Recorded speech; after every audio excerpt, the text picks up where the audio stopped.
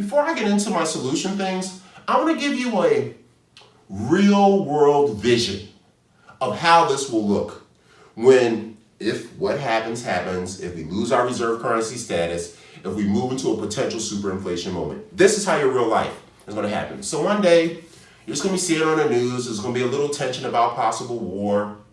There's going to be a big announcement from China, from a couple of other countries, big announcement. You're going to see it all over the news, but you're probably not going to pay too much attention to it because it just seems like some international stuff and these international guys are doing whatever. You know, you're an American. I'm going to watch my TV.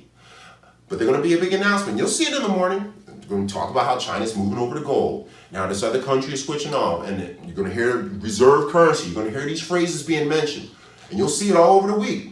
And then what's going to happen is, over the next week, possibly even days, maybe even month, over the next few days to weeks to month, every time you step outside the house, your gasoline price is going to be a little bit higher. Might be 5 cents a day, might be 10 cents a day. You might walk out the house and gas is $10 an hour tomorrow, if something like this actually happens. And then a month after that, it's going to be $50. And then a month after that, it'll be $100 a gallon.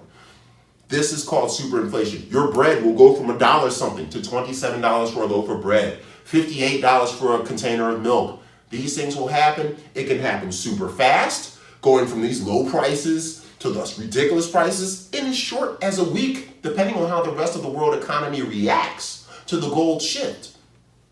So we got to be aware of that, or to the reserve currency shift. It might be gold, they might go to the yuan, they may even go cryptocurrency, which I think is the future of money. And that's how superinflation works. It could take months for it to happen like that, it could take years for it to happen like that, or it can flat out happen overnight. And when it's really bad, it'll be noticeable.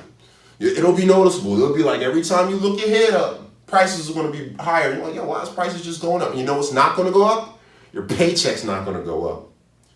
But your rent's going to go up. Your bills are going to go up. Everything else is going to go up. But your paycheck's going to stay the same.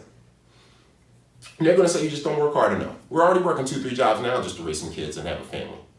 When that happens, you probably have to work 6 to 7 jobs like the Haymans or the Headleys, as they were called from the 11 Color TV show. So that's the potential future. Super inflation. You don't want to see it. You're going to hear some weird news reports. You're going to start notice prices rising. And about a week to 2 weeks into it, you're going to start noticing people acting crazy. People losing jobs. People getting violent. It's going to go down. Potentially an apocalyptic level situation. Now, like I said, it's not happening tomorrow. Probably won't happen 5 years from now. Shoot, might not happen 20 years from now. My goal is to prepare because it's coming.